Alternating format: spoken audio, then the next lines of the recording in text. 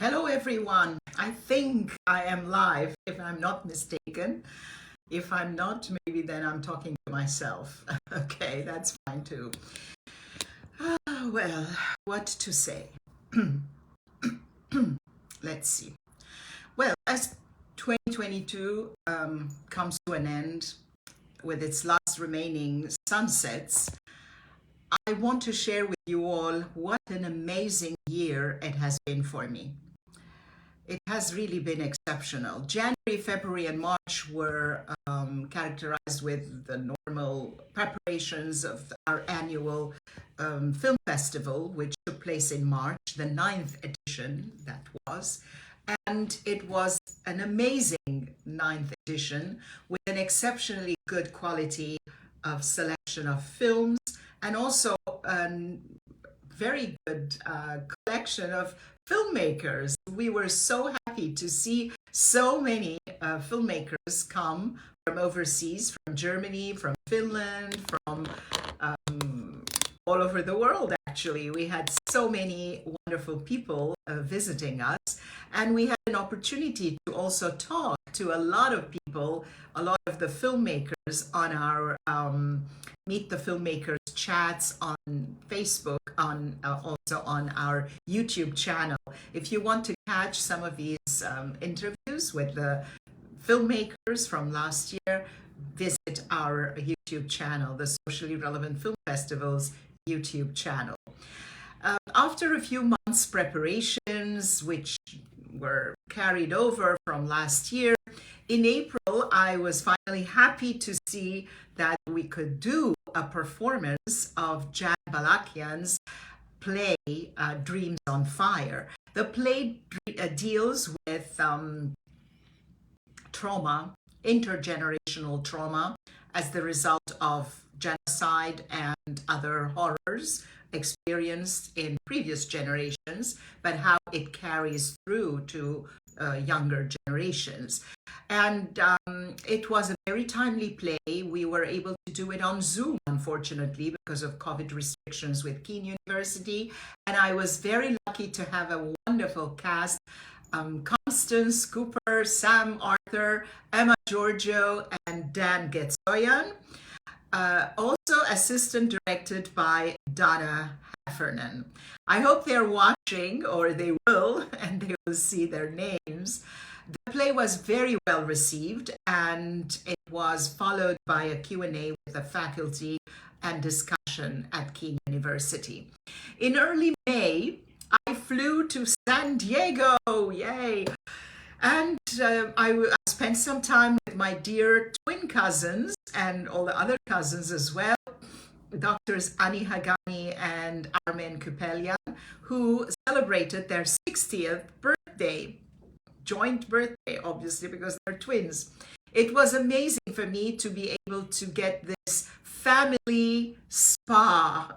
I was bathed in family love with their spouses, their children, and all the family. And we had a great time together in a beautiful house on the shores of the Pacific that my cousin had rented for the occasion. From San Diego, I flew to Las Vegas to co-star in a film which was an amazing experience, called a film called Absolute Dominion by the wonderful and very talented Lexi Alexander, who did Punisher, Warzone, and I had great scenes with amazing scene partners, Sean Musavi, Julianne Emery, John Siciliano, Alex Winter, and others. Then in June, I headed to Armenia via Paris to teach a course at the American University of Armenia, which was an incredible experience for me. And I hope for the 20 or so students who signed up for my course.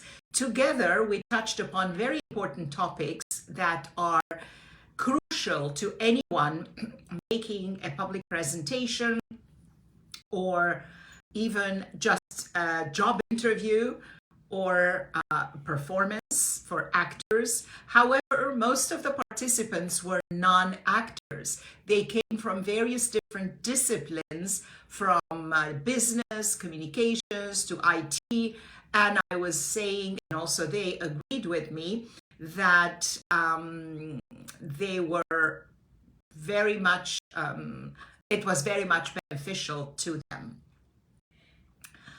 The course was called Presence, Finding Your Voice. And I hope to be able to teach it again, but this time also add to it something that is very important to all of us. What is your story? What are you telling me? Why should I stop and listen to you? Summer in Armenia was great. There too, I had the opportunity to visit many times with my extended family and friends. And it was again a spa, what I call a family spa, with a lot of love and commitment and love and appreciation. And it's really amazing that in this day and age, we don't have much of that, because we are very much isolated in our own little corners, doing our jobs or work or whatever. And then I also got to perform my solo show back on the couch with Nora Armani at the American University of Armenia. And I wanted to thank my good friend Haig Oltaji, and also my wonderful neighbors, and also my friends who supplied me with the carpet and the set, and also helped take it away afterwards. As the theater season in Yerevan in Armenia is on until early August, I was able to catch exceptionally higher number than usual of plays that were presented in the various theaters. So some of these were very impressive. One I would love to mention is the Decameron production by Lili Elbakian at the National Theatre of Armenia in an open air, beautifully arranged set and stage. Then also I saw a very interesting play at the Gamerain Theatre, my alma mater in Yerevan, also Nero and Seneca at the Baronian Theatre. I can give you more details on the theater scene in Yerevan in a more extended talk later. So this is not the one, but I was happily surprised in many of the productions, and maybe not so happily impressed, especially with the acting, which I find has to come a little further in order for it to be on par with international standards. There is too much of acting, if you know what I mean. In July, a surprise came when I found out that a film I had co-starred in with Serge Avedikian, directed by Mikhail Dovlatyan, Serge Avedikian was announced to have a premiere at the Golden Apricot Festival. It was also a great meeting Terry George and other international guests in Yerevan, as the theater season in Yerevan was still on until early August. That was really an opportunity for me to see all these incredible plays.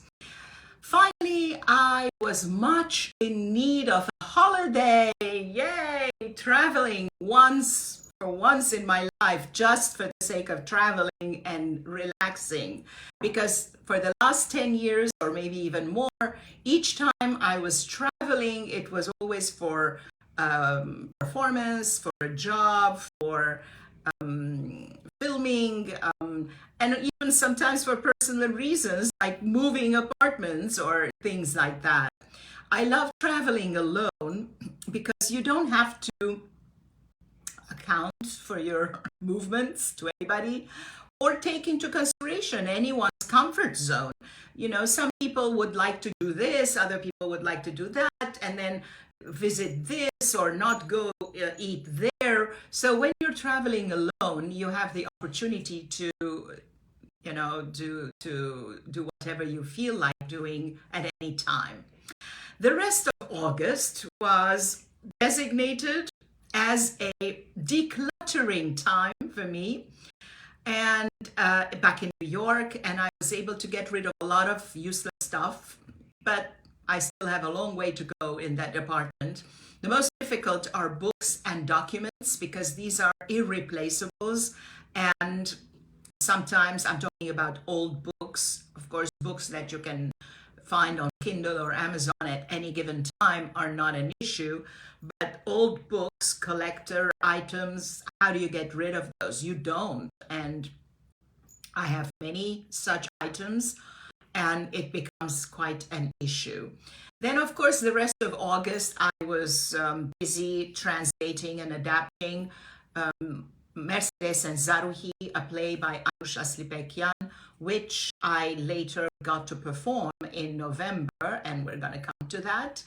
And in early September, I continued the decluttering work and the translation work, as well as some of the rehearsals, to prepare myself for November. However, there was some very important travel again that took place. I traveled again to Paris in preparation to a bigger trip to Egypt.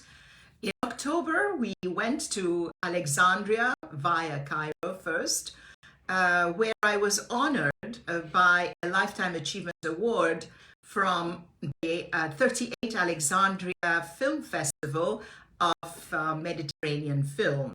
This came completely as a surprise because I had participated before in Egyptian film festivals, namely the Cairo International Film Festival with my films, but this was the first time that I was participating in a festival in Alexandria. And a special thanks are due to the festival president and the entire team of the festival, and festival consultant Alice Kanterian, who promoted my candidacy. And I was very happy to be at an amazing event and being one of the honorees, along with a couple of others who I respect and value a lot. I'm not going to go into the details of this because otherwise it's going to make it long. By the way, what I'm reading now, I'm also referring to my notes. I will post it as a document which has further details and names and people that you might want to refer to in case you are interested. So after having a wonderful time in Alexandria at the film festival, we spent a week in Cairo tracing back our childhood steps and reminiscing with friends and sometimes on our own, seeing the amazing pyramids, one of the only remaining of the seven wonders of the ancient world. And it's still, having seen it 1,000 times in my childhood, in my life, I still was in total awe of that. Then coming back to New York in November, I put the finishing touches on the performance play of solo performance of Mercedes and Zaruhi, and we performed it at the Theatre Row as part of the prestigious United Solo Theatre Festival. And I am glad to say that it was very favorably received by the standing ovation from the audience and also the critics, the Armenian and my university professor, who had very, very encouraging and amazing words for my performance, especially, and I really, really appreciated that. Now, my year has kind of wound down, offering me much joy and elation, both professionally and on the personal level. However, I cannot fully rejoice knowing that my fellow Armenians are trapped in Artsakh with a horrible blockade that is completely illegal and meaningless, putting the lives of 120,000 people and 30,000 children in danger,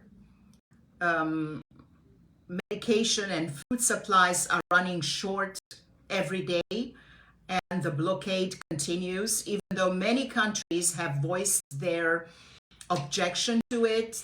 They have said how horrible this is. Some have not even mentioned the perpetrators. They have just said, the sides have to find dialogue, which is absolutely appalling because it's not about sides. You could not have told the Jews that were being sent to the gas chambers to have a dialogue with Hitler.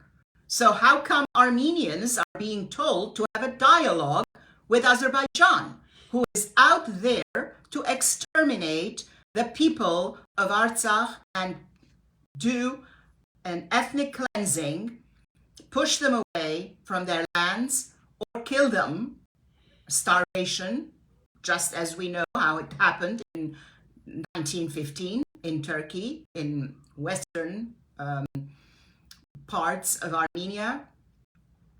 And it is being continued today with the complicity of Turkey.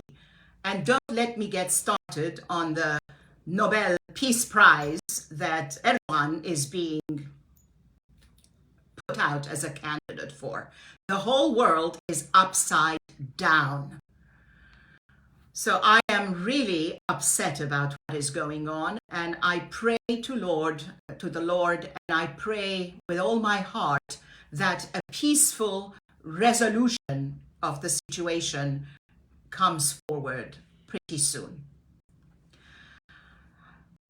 Upon this, I wish you all a peaceful and fulfilling holiday season, hopefully surrounded by your loved ones, if not physically, at least remotely through all the platforms that are available to us today, just like I am reaching out to you. Reach out to them and tell them how much you appreciate them, how much you love them. I reach out to you, all my friends, and I appreciate you. I feel like I should be doing another one of these and just mention each and every one of you by name, to whom I am grateful, not only this year, but throughout my life. Many people I have on my list. I don't want to get into that, improvise that right now, because I am bound to forget people. But I just want you to know that if we have come across at any given time in my lifetime, whether this year or before, I am grateful for that opportunity. And I am grateful for all you have done for me. So in this moment where the world is full of adversity, animosity, selfishness, self-promotion, and we are bombarded with it every day from every direction, I wish you peace. I wish you happiness, joy, and love with your dear ones. Do not fret. Just keep moving forward on your path with passion, with hope, with love in your heart, and a positive smile on your face. The universe is like a big mirror, and when you smile to it, it will smile back to you.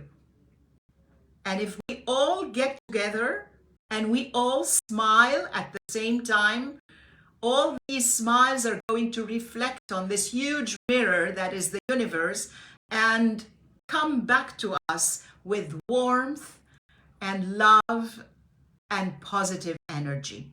It will multiply multifold, manyfold, and push away anything negative and all adversity. I wish you all a happy, healthy, prosperous, and most of all, peaceful New Year in 2023. I hate to say goodbye, but I will.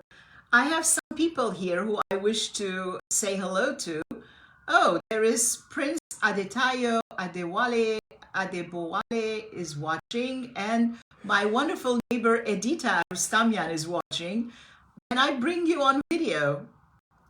Maybe I will send an invite. Let's see if they want to come on video and say hello.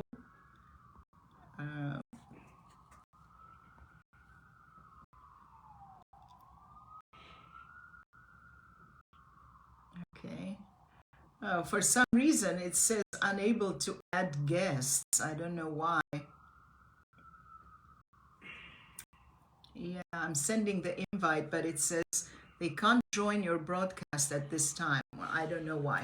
Anyway, okay, my dear friends, I wish you all wonderful, wonderful things for the year to come. And hopefully, despite the fact that we are surrounded with so much hate and negativity, some miracle will happen. I believe in miracles and that everything will turn around and 2023 will be a better year for everyone. Thank you. Bye.